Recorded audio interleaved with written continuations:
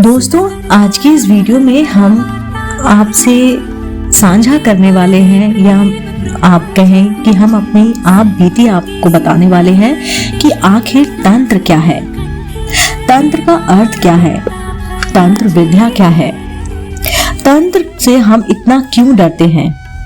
तारापीठ के शमशान घाट से मैंने जाना कि आखिर तंत्र है क्या। तंत्र का अर्थ है शरीर और उससे जुड़े पाश। अब ये पाश क्या है? ये बंधन है जो काम, क्रोध, लोभ, मोह, मद, मात्सर्य, इनको हम पाश कहते हैं। मनुष्य जब पाश बंद है तो जीव, और पाश मुक्त हो गया तो शिव। दिसंबर की रात थी। तारापीठ के शमशान के पास में गया और वहां पर बहुत अधिक ठंड थी। जैसा कि मैंने बताया कि दिसंबर की रात थी।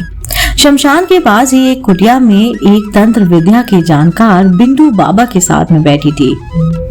सुना था कि शमशान बहुत रहस्यमय होता है। आज मुझे खुद उसका अनुभव हो रहा था, खास तौर से जब रात और अंधेरी होने लगी थी तो डर का साया मन में आ बैठा था। उस रोज तारापीठ के शमशान में चारों तरफ सन्नाटा पसरा था। हाँ, बीच बीच में कभी कभी सियारों की, कुत्तों की और अजीब अजीब आवाजें आ रही थी। तंत्र के बारे में जानने की इच्छा मुझे यहाँ पर लेकर आई थी और मैं काफी उतावली थी। आखिर मैंने बिंदु बाबा से पूछ ही लिया कि बाबा, तंत्र क्या है। वह तो मुस्कुराकर बोलने लगे, तन से बना है तंत्र, यानी कि शरीर और उससे जुड़े पाश। ये पाश यानी कि जैसा मैंने बताया, ये एक बंधन है। काम हो गया, क्रोध, लोभ, मोह, मद, विद्वेष। मनुष्य पाश बंद है तो जीव, और पाश मुक्त हो गया तो शिव। फिर कुछ क्षण मौन रहने के बाद बाबा ने कहा, तंत्र विद्या के जनक ही भगवान शिव है। दोस्तों, वैसे हम जानते भी हैं कि जो तंत्र विद्या करते हैं, या जो तांत्रिक होते हैं, या जो बाबा होते हैं, वो शिव के बहुत बड़े भक्त होते हैं।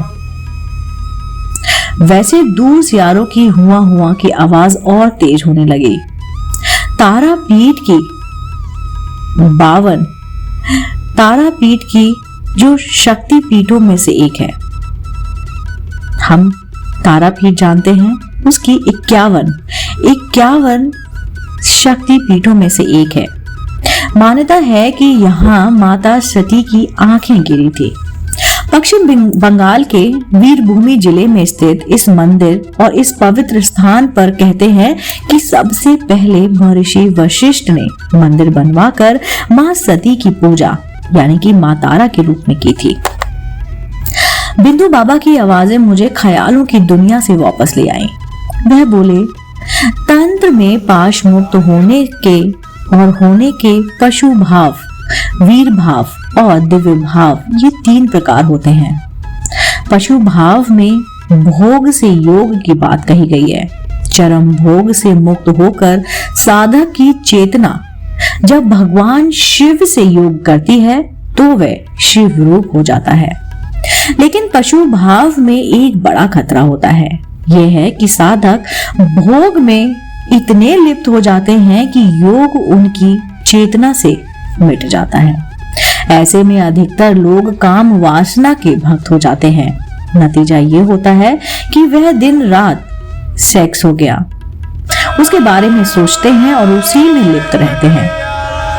वीर भाव में अहंकार प्रबल हो उठता है। अहंकार के प्रबल होने के कारण अनेक साधक साधना से विचलित हो जाते हैं और सिद्धियां कैसे मिले, इसके फेर में पड़ जाते हैं। इसमें सबसे अधिक सुरक्षित दिव्य भाव है। तंत्र साधना के 2 प्रमुख मार्ग हैं। पहला मौल मार्ग, या कहें कि वामाचार, और दूसरा समय मार्ग।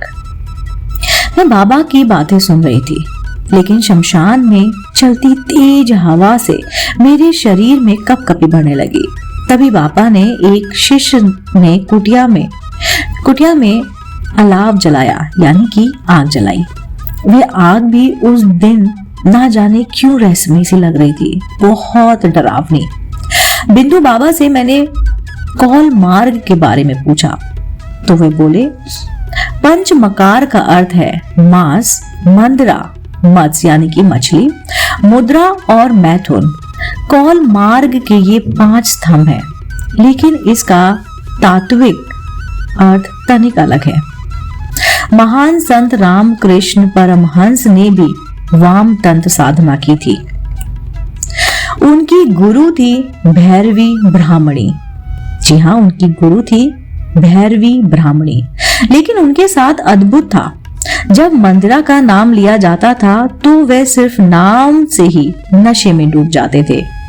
उनके लिए पंच मकार सिर्फ प्रतीक थे, सिर्फ नाम लेने से ही वे उनका दिव्य सेवन कर लेते थे। बातचीत सजीदा हो चली थी। बाबा बोलते बोलते कुछ समय के लिए रुकते और अलाव में जल रही लकड़ियों को चिट चिट आवाज कोनों में ढोल की तरह बजने लगी। अब सियारों की जो हुआ थी वो बंद हो गई। बिंदु बाबा ने फिर बोलना शुरू किया। जो अर्थ सांसारिक लोग समझते हैं वह दरअसल है ही नहीं।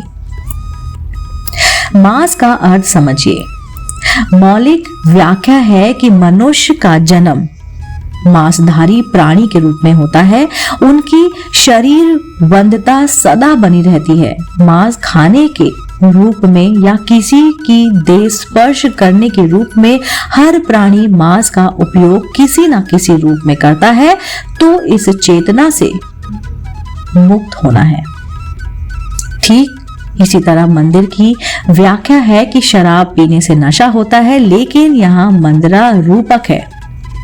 यहाँ मंदिरा का अर्थ निष्ठा, लगन रूपी मंदिरा का सेवन करना चाहिए। इसके लिए जीभ को तालू में ले जाकर कुछ खास क्रिया कराई जाती है, जिससे कंठ में एक खास तरह का स्त्राव होता है और वह मंदिरा के नशे से भी तीव्र होता है।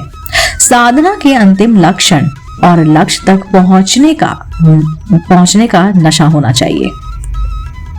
तब खोपड़ी के बाहर से किसी की आवाज आती है, जय मातारा। मैं चौंक गई। ये कौन है? देखा कि कुटिया के दरवाजे पर एक जटा जूट वाले भयंकर चेहरे वाले साधु खड़े थे। बिंदु बाबा को उन्होंने प्रणाम किया। बिंदु बाबा उनसे बोले, आप रात को 2 बजे आइए। मैंने अनुमान लगाया शायद बिंदु बाबा रात भर सोते नहीं हैं। मैंने उनसे पंच मकार के बाकी तत्वों के बारे में पूछा। वे बोले, बाकी बचे मत्स्य, मुद्रा और मैथुन। 2 बज गए, एक मुद्रा और एक मैथुन। मत्स्य के बारे में जान लीजिए। मत्स्य माने यानी कि मछली।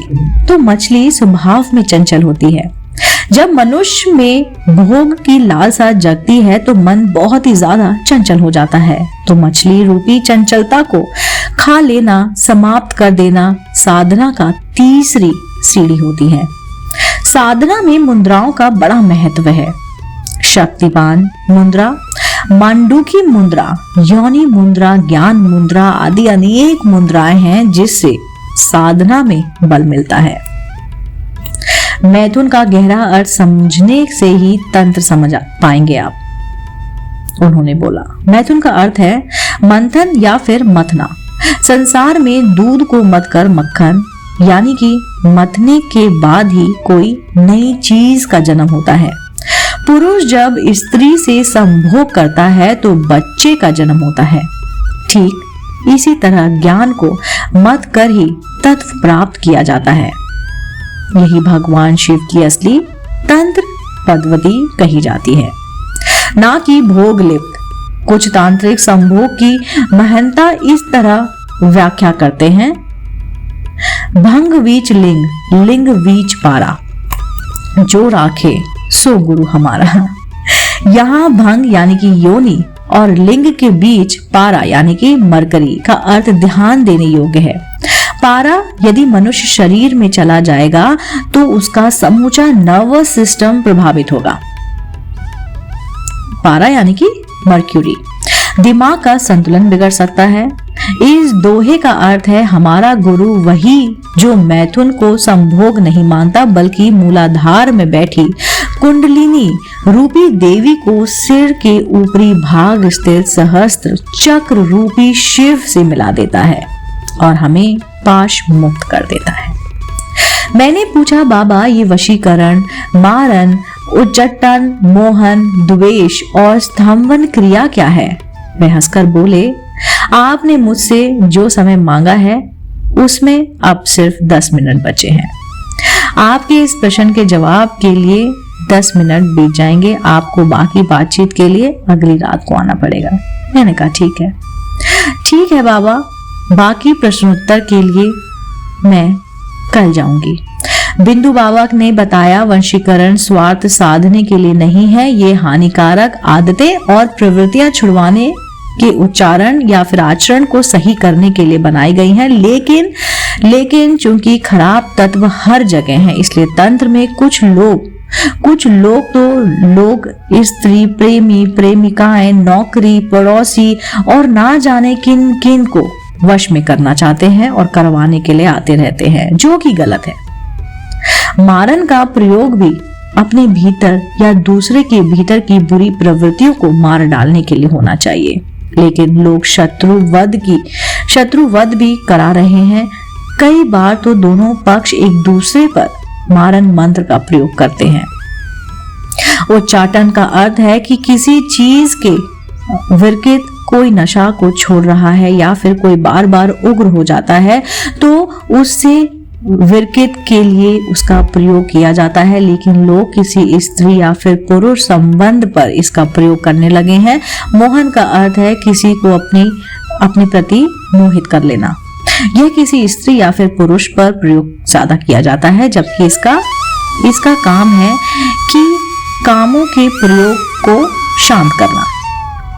मैंने घड़ी की तरफ देखा। अब मेरे पास सिर्फ और सिर्फ 2 मिनट बचे थे, क्योंकि बिंदु बाबा बातचीत करते करते रुक जाते थे और अचानक किसी व्यक्ति के बारे में बात करने लगते थे। मैंने कोई उनके पास खड़ा हो, ऐसा लगता था कि उनके आसपास कोई है। मैंने पूछा, विद्वेषण और स्तंभन का क्या अर्थ है बाबा? बिंदु बाबा बोले, विद्वेष तो शत्रुओं को आपस में लड़ाने के लिए होता है। इसमें किसी के शत्रु आपस में एक दूसरे की जान लेने पर आतुर हो जाते हैं। यही बात स्तंभन शत्रु के बुद्धि और बल को नष्ट करने के लिए होता है। ये सारी विद्याएं समाज को बेहतर बनाने के लिए बनाई गई है। अचानक बिंदु बाबा बोलते बोलते रुक गए और हाथ जोड़कर बोले, आपका समय खत्म हो गया है। मैंने उन्हें प्रणाम किया और अगले दिन का समय लेकर मैं विदा हो गई। दोस्तों, तंत्र विद्या एक खूबसूरत विद्या है, जहां तक मुझे समझ आया। इसके अंदर खूबसूरती है, इसके अंदर अच्छाई है। ये विद्याएं जो हैं, ये बुरे चीजों को दूर करके अच्छी चीजों को अपनाने के लिए की जाती हैं। लेकिन हम स्वार्थी हो चुके हैं, समाज स्वार्थी हो चुका है, लोग स्वार्थी हो चुके हैं। आजकल तो जो बाबा है या जो तंत्र विद्या कर रहे हैं, जिनको नॉलेज है, जिन्होंने तंत्र विद्या सीखी है, वो भी अपने स्वार्थ के लिए दूसरों को हानि पहुंचा रहे हैं। अपनी विद्या का, साधन का, तंत्र का गलत उपयोग कर रहे हैं। इसी के साथ मैं विदा लेती हूँ। मैं फिर से उपस्थित होंगी नई जानकारी के साथ। आप देख रहे थे आपका अपना पसंदीदा YouTube चैनल अध्यात्मिक कहानियां।